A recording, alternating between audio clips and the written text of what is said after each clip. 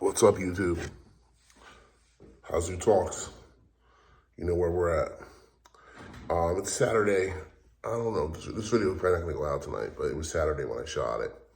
I guess tonight what I want to talk about, Saturdays are usually a slow day for YouTube. At least the content that I like to watch. Nobody really does much on these days. So tonight I thought I would do something different. I jotted down some notes. I had a really stimulating conversation today with a pretty intelligent woman who's a little older than me. Excuse me. She's very conservative. Loves America. I think wants to believe the best for America. We share a lot of values that are the same. My son was there with me too, so he listened to the conversation. And we kind of got into, I don't want to call it a heated exchange, because it wasn't really heated. I wasn't angry, she wasn't angry. I, however, am passionate about the things that I say, or the things that I believe in, as anybody would be. And she was like kind of passionately defending America. And I'm not trying to bash America. I'm not. I love this country. I love where we are. I love the country. I love the convenience of that is our lifestyle. I love the availability of basically everything. Still got that cough. I love our freedom, if you will. That we pay for. And we kind of got to talking, and they kind of jumped around a little bit, so I tried to put this in order. And I want to give you my conspiracy theory origin story, if you will. Happened to me when I was about 20. I graduated in 94 at 18, so I was like 23. Or 24 years old, 24, 25.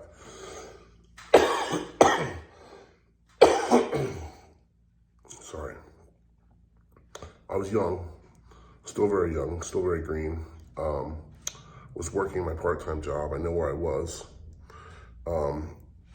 Doing these events, if you're doing, based on the math I just said, you can pretty much figure out what I'm gonna say was my moment. It was technically 9/11.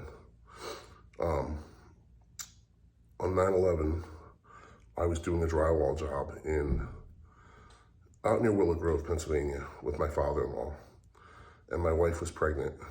It was September 11th, and she was pregnant with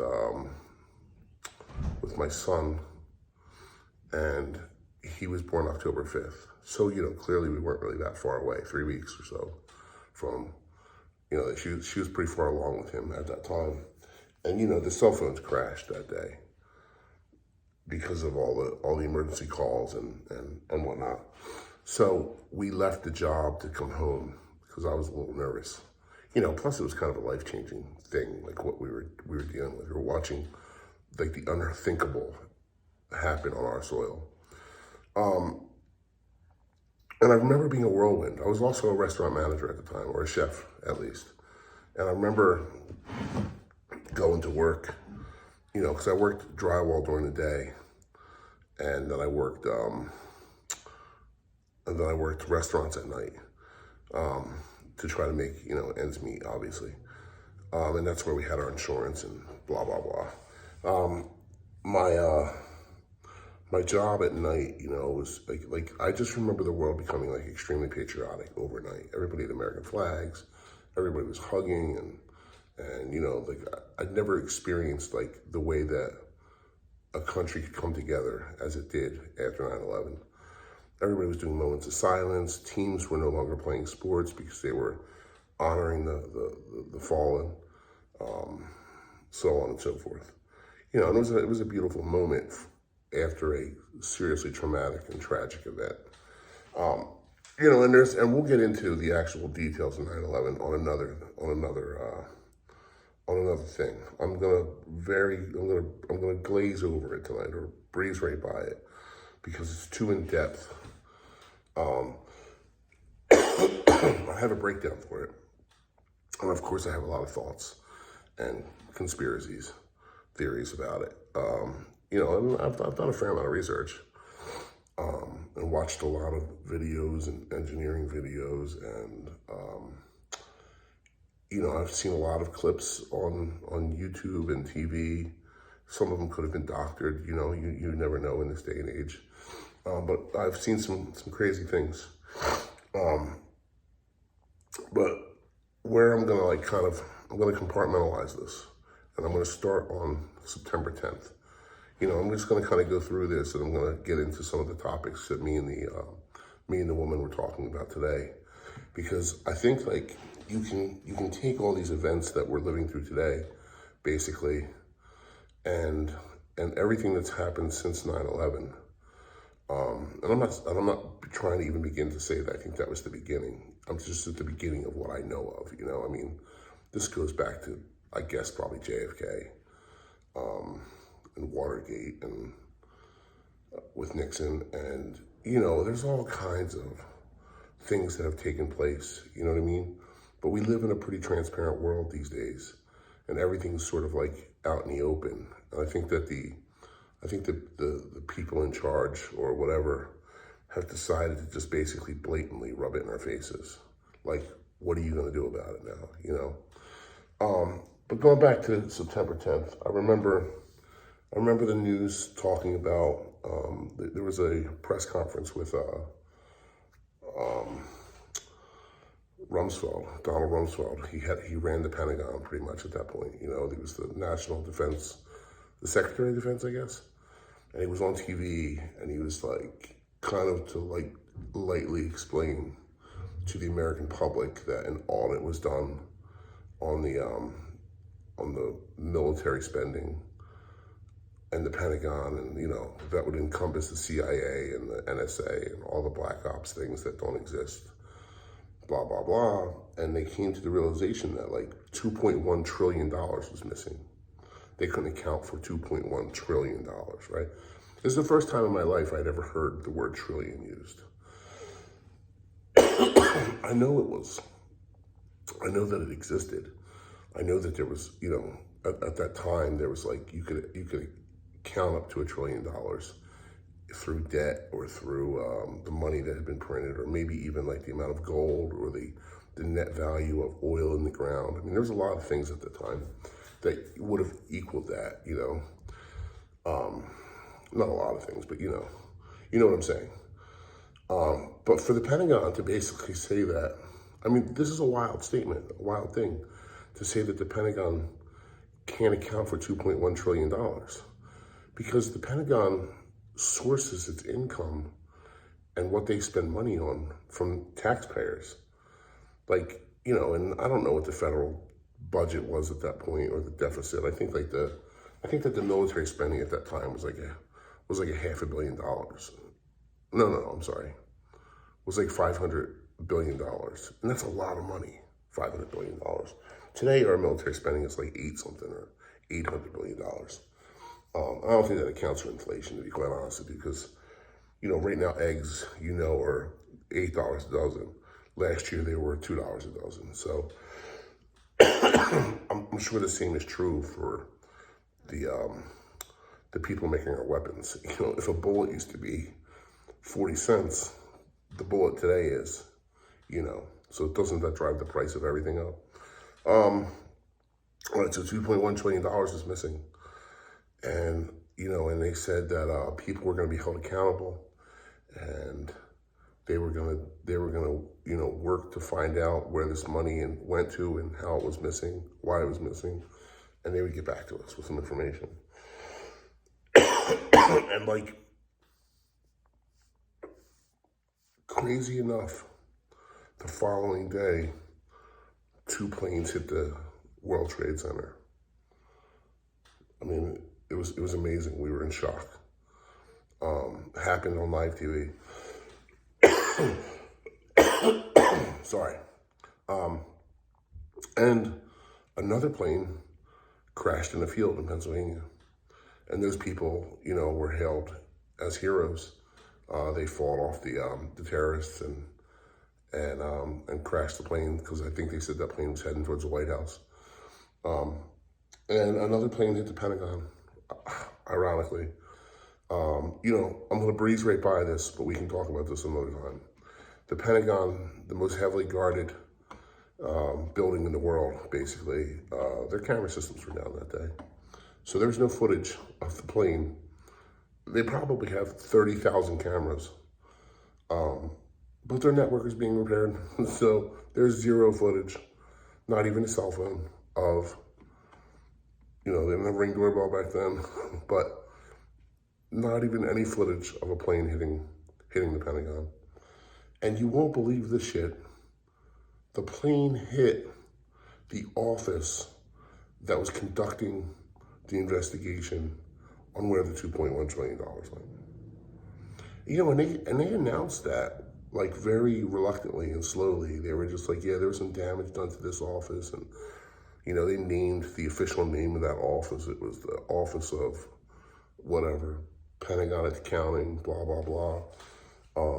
They were the office that was handling mind you, the investigation was announced the day before. So it's like, they couldn't have been that far into it, right? The government doesn't work that fast. But I don't know how it happened. All of their files were destroyed. There was no longer, and the towers came down, and that was our Wall Street. So whatever ties any of that $2.1 trillion had to the markets and, and whatever else, got wiped out. There was no information available. There was no evidence. There was no nothing. And they kind of like spoon fed us that. Like, they baby bird fed us that information over the course of a few weeks. And at the same time, they were riling us up. They were like, we're going to catch who did this. We found a passport. On the sidewalk in New York after the buildings collapsed in perfect condition. And it belonged to a Saudi Arabian. So yeah, they found a passport in perfect condition, Saudi Arabian national, therefore making Saudi Arabia complicit. And then, once the plane records were released, there was, I think, of the 11 hijackers, 7 or 8 of them were Saudi Arabian descent. And that's where we declared our war on, at that point, on, well, we'll get to that in a second. All I'm saying is, basically, as of September 12th, and from that point on, for a few weeks, they riled us all up. And there was unanimous American consensus that somebody had to pay a price for this. They were like, the politicians and our leadership and our president and even all the people. Like I said, there was a beautiful coming together of the people in general for the grieving and shit that was going on based on, what had happened. And at the same time, we all wanted justice. Right? It's the American way, justice.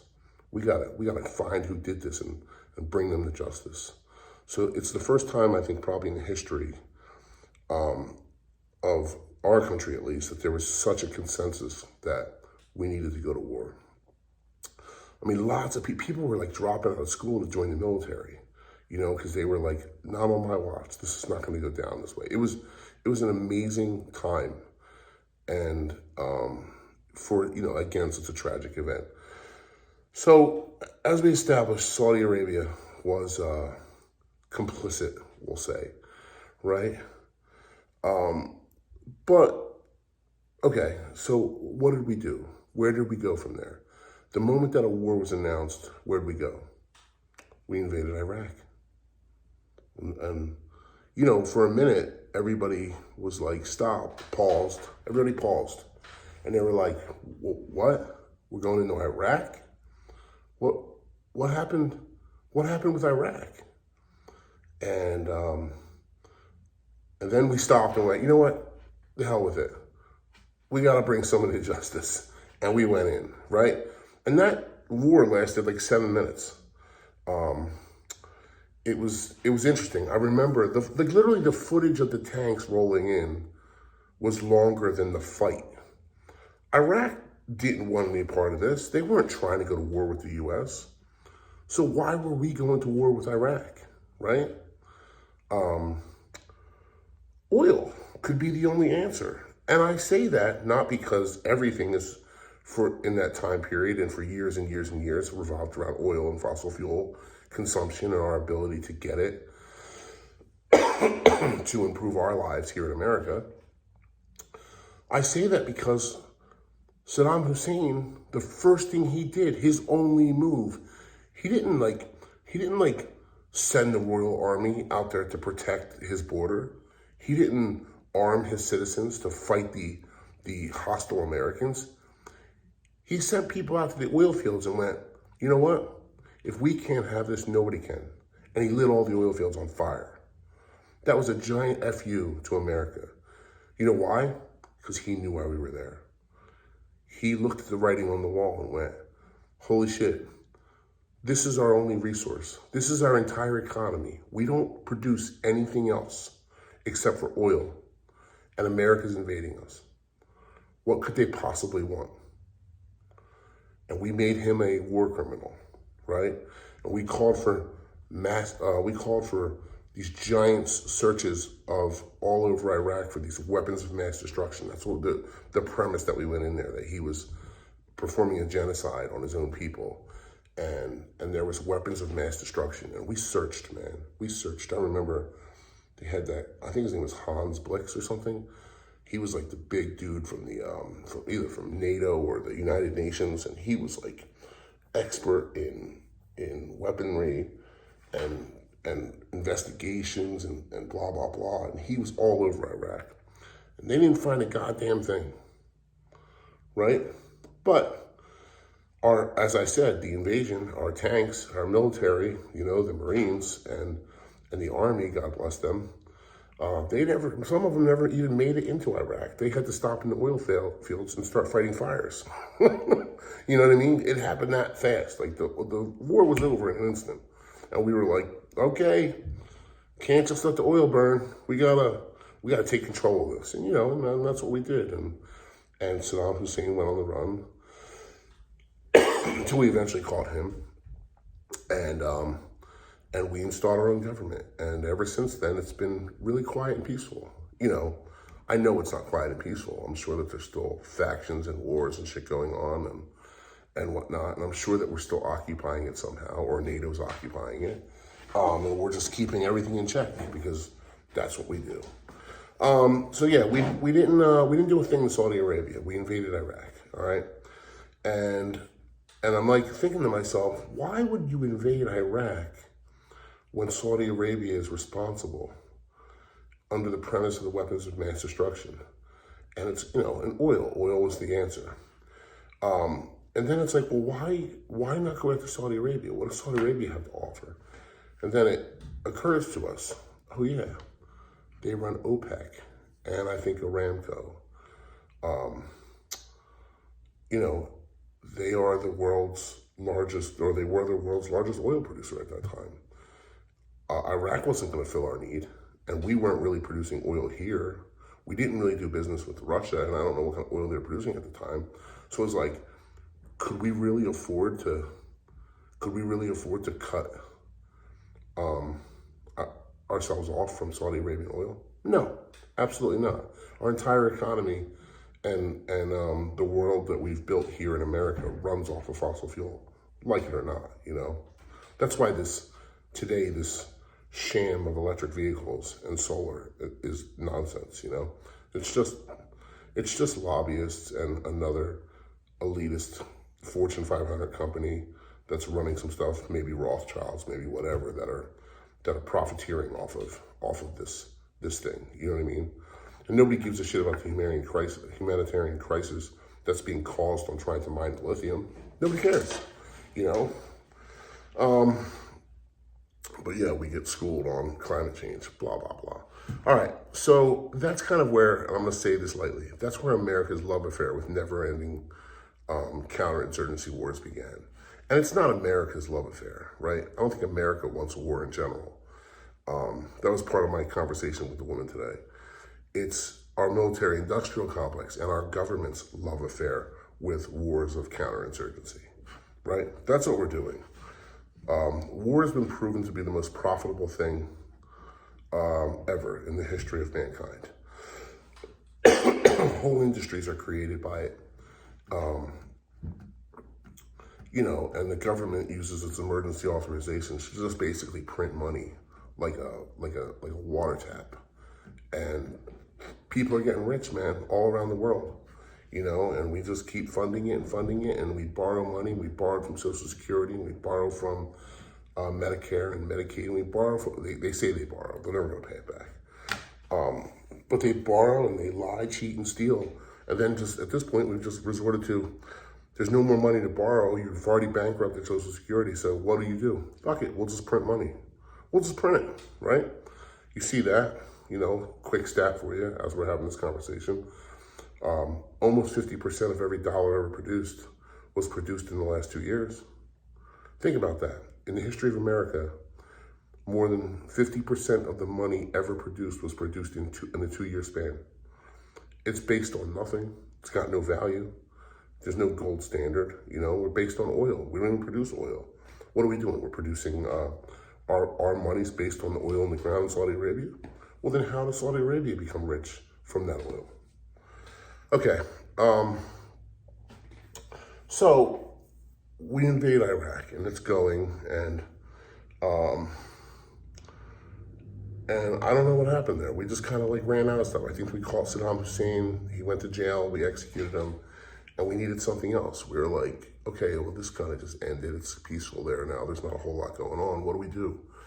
And we declared war on, at that point, they were spinning it, and they were making, not Saddam Hussein, the other guy, Bin Laden. He was the man responsible for 9/11. They tied it all back to 9/11. He was the mastermind. He planned it, and rightfully so. Maybe he did. I don't know the ins and outs of that. I know that he used to work for us. I know that he was in intel for our CIA. We trained him. We gave him weapons. We probably left him in Afghanistan or wherever. I think it was Afghanistan, I guess, because we invaded Afghanistan, or we were at war in Afghanistan in the 80s. And we left behind all of our weaponry and all of our stuff the same way that we just did when we left Afghanistan this time. Except this time we left $80 billion worth of stuff behind. Real good stuff, too. But yeah, so we trained him, and then we, effed him over, basically. And he hated America after that. And so he planned to destroy America from within and start with blowing up our World Trade Centers, because he wanted to crush our economy, and he figured the best way to do that was to knock out Wall Street, which was a decent plan, if you will, if that was your goal.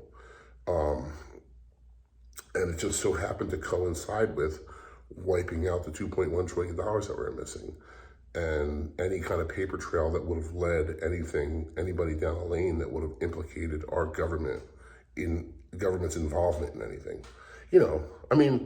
It really worked brilliantly if you look at it from those perspectives. Conspiracy theory. So Afghanistan, we were in there, we were there under the premise that we were looking for Bin Laden.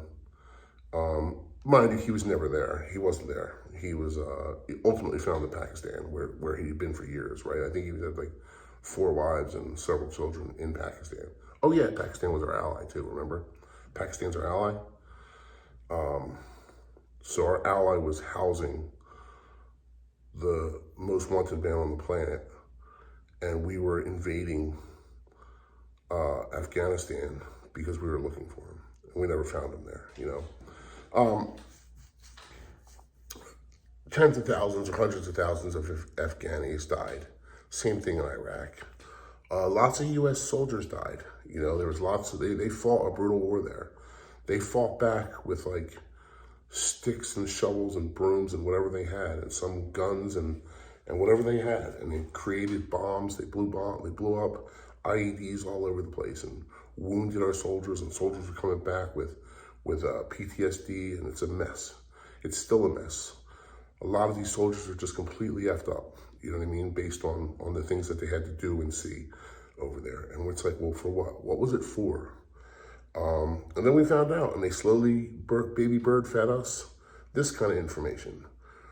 Well, Afghanistan is the world's #1 producer, largest producer of poppy. Why is poppy significant? Well, poppy's significant because poppy's the thing that you need to make morphine. So it's got a medical use. It's interesting. And opioids are made with poppy. It's weird that, what else can you make with a poppy seed? You can make an illicit drug called heroin, right? As a matter of fact, that is what Afghanistan does. They make heroin. They use the poppy seeds to make heroin. That is their biggest export. That was their biggest export at the time.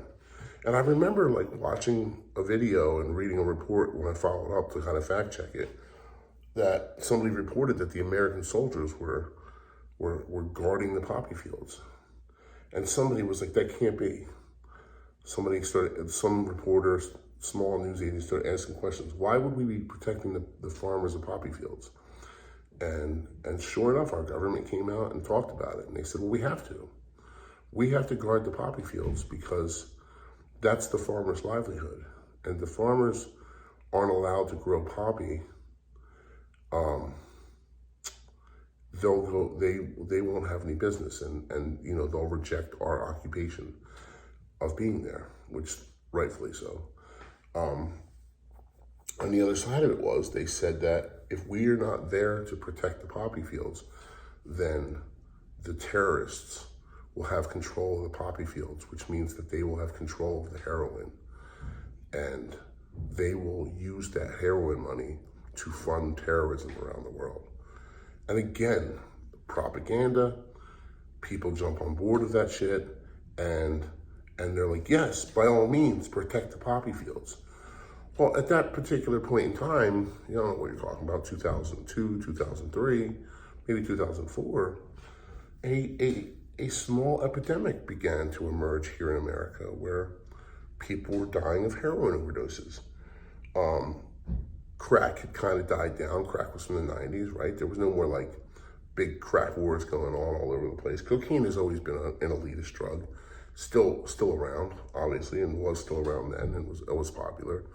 Weed being always what weed was. There was no other kind of real pills going on. But there was a double-edged sword starting to emerge. There was, number one, heroin was the cheapest thing to produce and was easy to find on the streets. And then the Big Pharma got involved. This is where Big Pharma woke up and went, oh, there's money to be made here. And they started pushing things like OxyContin and oxycodone and, these painkillers, these prescription painkillers.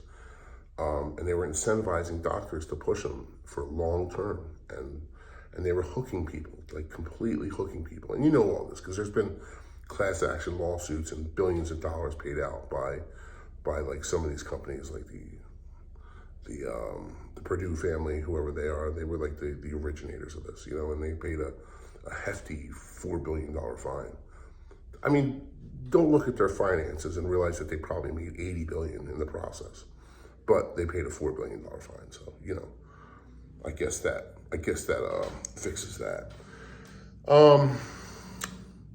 So yeah, we were protecting the poppy fields. Heroin was flowing into America out of control. Our soldiers were getting addicted to heroin over there. The doctors were prescribing opioids like crazy. And Big Pharma enters the game. And this goes on for a lot of years, and the heroin epidemic has surged and surged and surged and gotten worse, and invaded every small town in America. People in these small little country towns where you wouldn't think it is there are dying of overdoses. You know what I mean?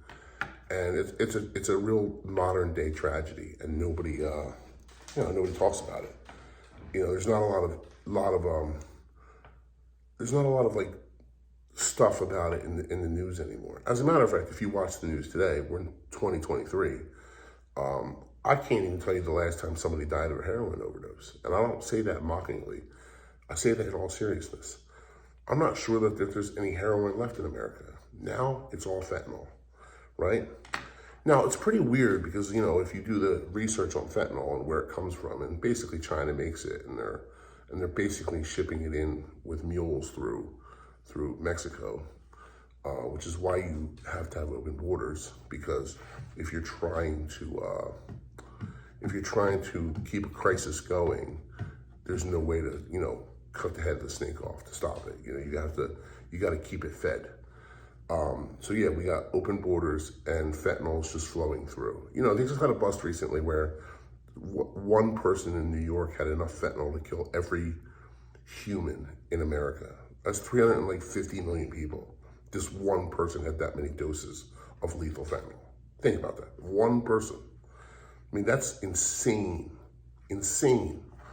But yeah, people aren't dying of heroin anymore. They're dying of fentanyl. And they're doing fentanyl overdoses smoking weed and doing cocaine and anything else. You know what I mean? They got fentanyl that looks like candy. Fentanyl's cheaper to make than heroin, and it's not organic, so you don't need a field or in good growing season to grow it. It's just made in a lab. It's made in a factory nowadays, and it's made by the ton. And that shit is just shipped and flows in here. And, you know, China's making it. We know that. That's been proven as well. And nobody will have that conversation. You think when Biden met him in at wherever they were, Davos or whatever, you think they had that conversation like, yo, could you chill out with the fentanyl? So fentanyl is of epidemic proportions right now, and nobody's dying of heroin. So what do we do? Like, this was my thing, because I just went through a whole lot of stuff, starting with 9/11 and ended with a fentanyl crisis in America in 2023, and it's really gone on through the years. And this isn't all of it. You know what I mean? I can't unpack all of it today. You know, it's just though it's what we do, right? The war in Afghanistan and Iraq, or the war in Iraq, had to do with oil. The war in Afghanistan had to do with big pharma and the opioids and their ability to create, you know, illicit drugs and prescription drugs so that we could hook people, you know, because all of that is good for what? It's good for business. People are making money. Hospitals are making money. Pharmaceutical companies are making money.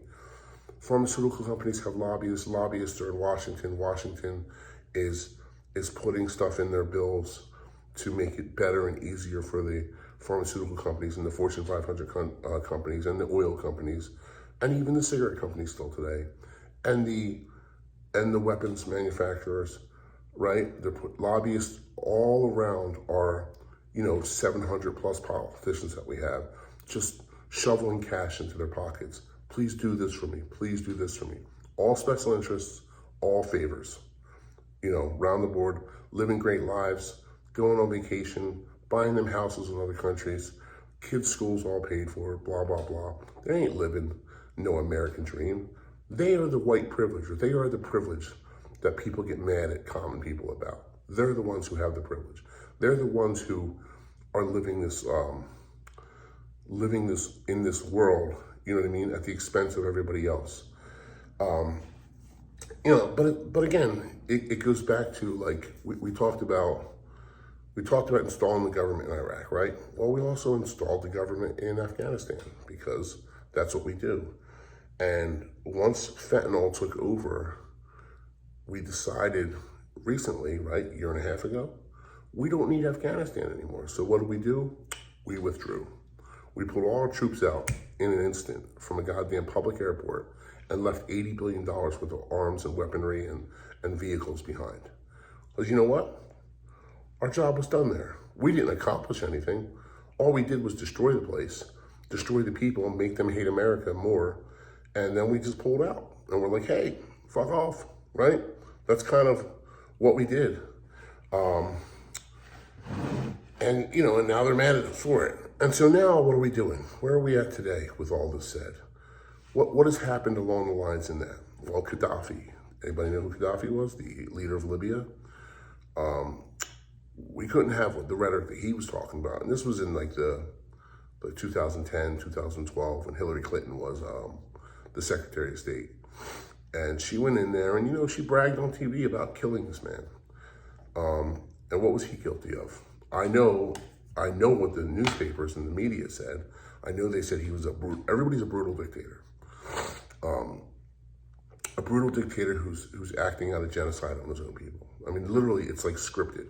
Every time somebody is something, or like every time we want to get involved in a country, there's some kind of humanitarian crisis, there's a brutal dictator, and he's doing a genocide on his own people, right? Gaddafi, what was he guilty of? Well, Gaddafi was going to pair with, I think, Iran at the time and some other Middle Eastern countries, and they were going to drop the dollar. And that's significant because, again, we already established that the dollar's value is associated with oil production. And we get our oil at that time from Saudi Arabia, and we own the oil fields in Iraq, but still, we need the rest of the world in order for our currency to stay valuable. We need the rest of the world to be on our program.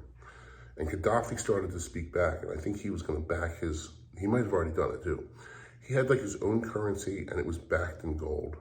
And he was going to trade on and I don't know what their biggest exports are and stuff like that. I should have done some more research, but he was going to be a part of the world's economy with his own currency and undermine the US dollar. So all of a sudden, he was a brutal dictator who had to be stopped and was performing a genocide on his own people and could no longer be in power.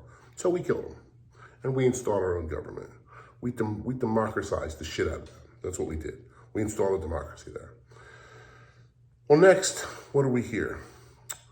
Bashar al-Assad, the president of Syria. Brutal dictator. Brutal dictator. Gassed his own people. Genocide fits the narrative. What's he guilty of? Is he guilty of those things? I don't know. I really don't. They're third world countries, and they've been at war for centuries. We shouldn't even be there to begin with. But he was educated. He went to college in America, as a matter of fact.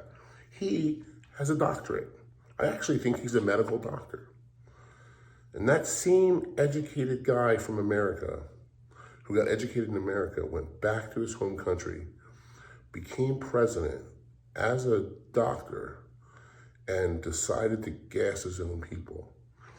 Ironically, and you can't make this up, you know what I mean? And this is just a coincidence. But at the same time, there was pipelines that were being run. And I think they wanted them to go through Syria. But Bashar al-Assad wasn't about it. Or, he was being resistant to this pipeline problem. And we weren't getting our way. He was fighting back. And so, when you fight America, you become a brutal dictator performing a genocide. I mean, it's crazy. I mean, so what did we do? We actually, I don't think we democratized them.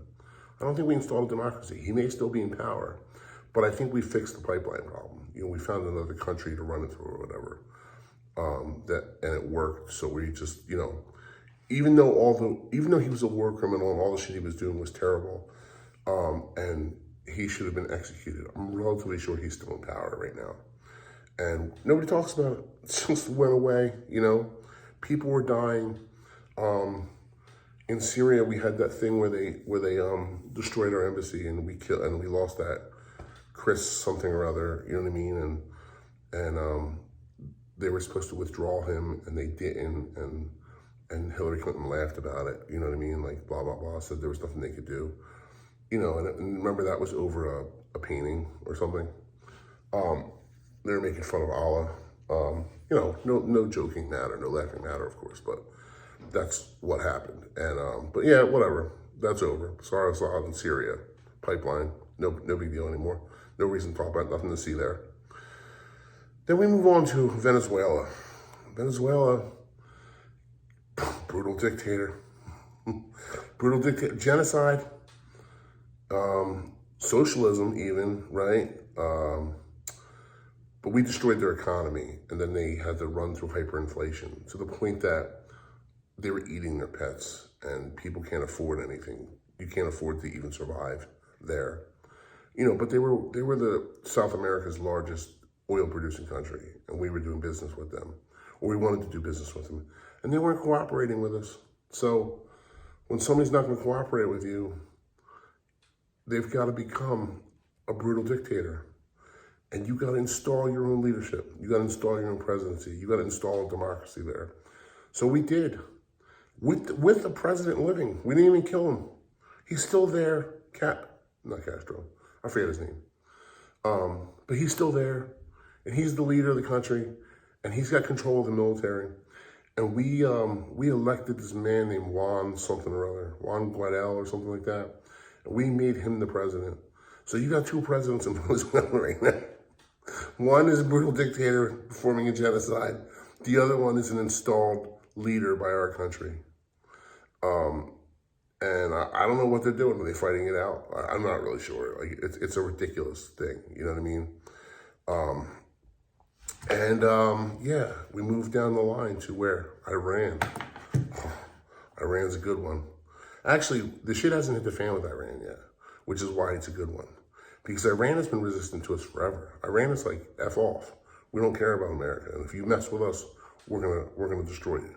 I mean, they're really threatening. I don't know what kind of military strength they have, but their verbiage is brutal. You know what I mean? And they're killing their own people right now for not being covered up. So they really don't give a shit about humanity. You know what I mean? They might actually be brutal dictators, but we can't do anything about that. We can just try to get the rest of the world to lean on them and, try to make things better or whatever but eventually the shit's going to hit the fan with Iran. And right now Iran's in bed with North Korea and China and Russia. So, the writing's on the wall. You can see what's going to happen. But yeah, so all these countries that I just went over and 9/11 and the whole thing, this is kind of like my conspiracy theory origin story. And I just kind of went through it. And we'll get to more, but I just want you to notice the pattern. The pattern is you declare a problem, you invade a country in the name of a humanitarian crisis and needing humanitarian aid.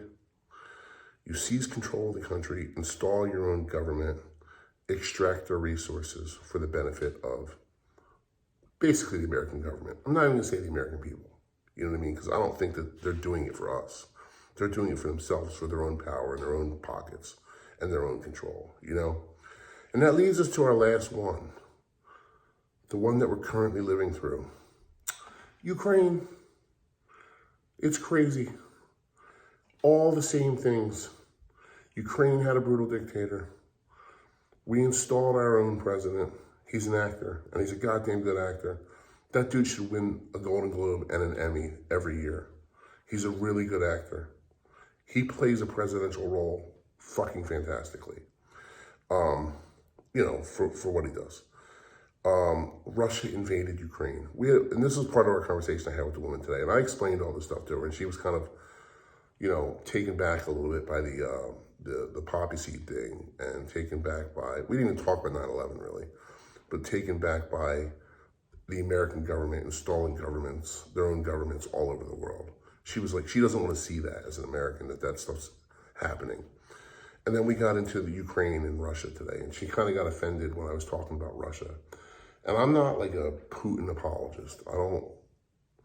The man may very well be the most evil dictator on the planet. So we're now involved in Ukraine, and we're fighting a proxy war in Ukraine with Russia. Ukraine is the standing army. We're funding them and giving them weaponry, and other countries are giving them weaponry. The brutal dictator in this scenario is Russia, and Russia's trying to take over parts of Ukraine. And we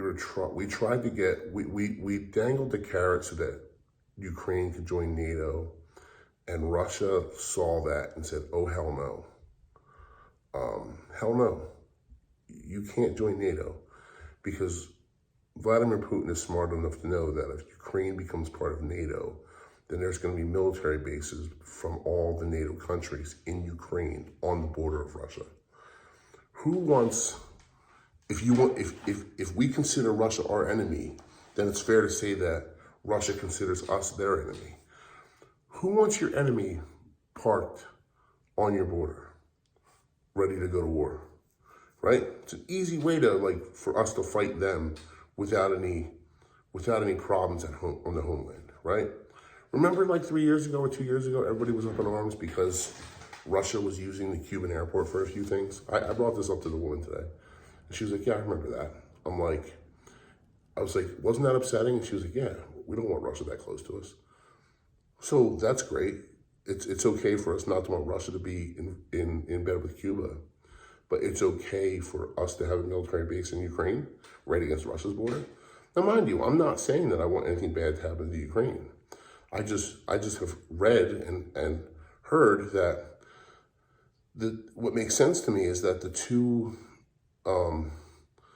areas, the Donbass and that other thing, whatever that's called, that Russia took over, they don't want to be part of Ukraine. They're like Russian-speaking Russian loyalists, and they themselves, before Russia invaded, were fighting a war with Ukraine, with the Ukrainian military, because they don't want to be a part of Ukraine. I mean, I don't know where you go from there. I don't see why that's our problem either, to be quite honest. But, Vladimir did his thing and took those areas over. And then she was like, well, what's he doing in Crimea? And again, I bring it up. I'm just pointing out the obvious, the logical side of this, right? I don't know. I'm not intelligent enough to know my geography that well. I don't know if Ukraine is on the Mediterranean Sea or if it's the Black Sea. I think it might be the Black Sea, but I know it's a giant shipping route. I know that all the business that comes out of the Middle East flows through that area. I know that Crimea is like a giant port city in Ukraine. Russia, the only body of water that Russia has is the Bering Sea, which has no ports and is a nightmare, and the Arctic Ocean. So if you were Russia and you were trying to do business internationally, it only makes sense that you have to sort of do it through the Black Sea. So the whole invading Crimea, to me, makes perfect sense. You don't know what kind of negotiations were tried, if any, were tried at first. Maybe at that time when that was going on, we were involved then too, and we were like, no, you're not going to negotiate with Russia. You're Ukraine. The Crimea is yours. And Russia's got a bigger military. And they were like, no, we're taking it. And they did. And Ukraine used to be part of the USSR. It was part of the Soviet Union. So this is nothing new. This is age-old information. You can't look back. We're just standing in the way is what we're doing. But we're fighting a war against Russia through Ukraine right now. And Russia keeps, with NATO, and Russia keeps threatening us. And they're using that propaganda to get us all riled up, because that's what that's going to be the next, 9/11 is some kind of thing is going to unfortunately take place at some point. And America's going to go, no, we won't stand for that. We have to go to war with Russia. I'm going to end it tonight. This is like 40 minutes long or 45 minutes long. Saturday, as I said, I hope you enjoyed this video. I know I was long-winded. Hazu talks, blah, blah, blah, But yeah, that's my conspiracy theory origin story, that's where it began. And I'm gonna try to once a week elaborate on my, on the origin story and my other belief systems that are involved, Other topics that we're gonna talk about is we're gonna dive into 9/11, because there's a lot there, You've heard me on some of these videos talk about NASA. I got a big problem with NASA, and no, I'm not a flat earther. Although I do think some of their experiments are pretty neat. But I don't think that the Earth is what we say it is either. So, we'll dive into that as well. So we're going to talk about NASA and the Earth and the space program, and we're going to talk about 9/11, and eventually we're going to get into what we're living through today with big pharma and vaccines and man-made viruses that can't be defeated. It's not funny. I know it's not funny, but all right, YouTube, thank you. Please like and subscribe to my channel. If you enjoyed this video, or if you have any questions, or if you want to school me, I understand. I don't know everything. Clearly, I don't know everything. I'm literally freestyling when I do these things. I mean, it's all stuff that I've read and watched videos on myself, but, by all means, school me. I love learning. I love learning. I love to learn new things all the time. So if I'm wrong, don't tell me, don't virtue signal.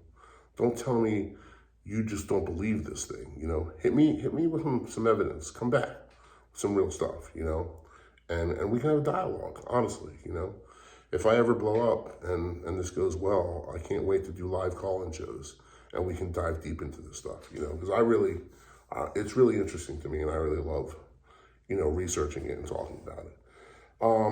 So that's it. Again, I know I'm long-winded. Thanks, YouTube. Talk to you soon.